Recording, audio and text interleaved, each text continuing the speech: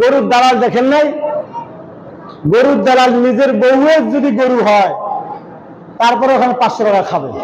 কোথাও বলেন ঠিক কি না? আছে না নাই? গরু হাটিতে আমরা বেশি যাই না, আপনারা যান।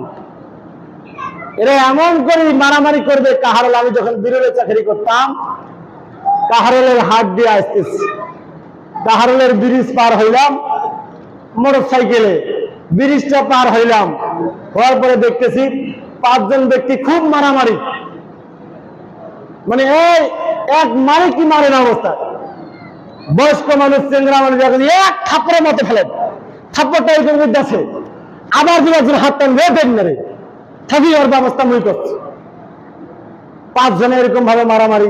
আর একজন ওই গরু ধরিয়ে আছে, গরু ধরিয়ে একজন আছে।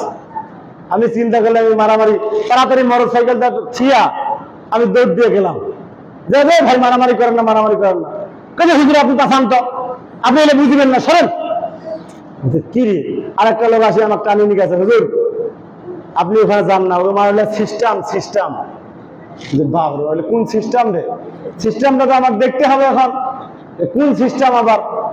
আমি মোটর সাইকেলে চড়িয়ে এখন ওখানে দাঁড়িয়ে আছি। থাকতে থাকতে কিছুক্ষণ পরে ওই গরুর মালিক গরুর দড়ি ধরে আছে, ও আবার আরেক জমার টাকা দিয়া চলে গেল। আর আমরা 5 জনে কিন্তু কে কাজে মারেছে কোনো ঠিক নাই।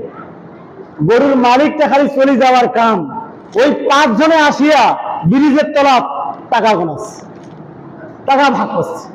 আমি বললাম চাষা এটা কি ব্যাপার? এরাই যেন মারামারি করলো, যে মারামারি আটকাও যায় না, হয়লা টাকা ভাগ করছে। কথা হুজুর এটা সিস্টেম, ওটা বুঝবেন না আপনি। এগুলা যদি সিস্টেম হয় আর তার সন্তানগুলো যদি এগুলো দেখে, তাহলে তারা কোন সিস্টেমে পালন করবে বলেন?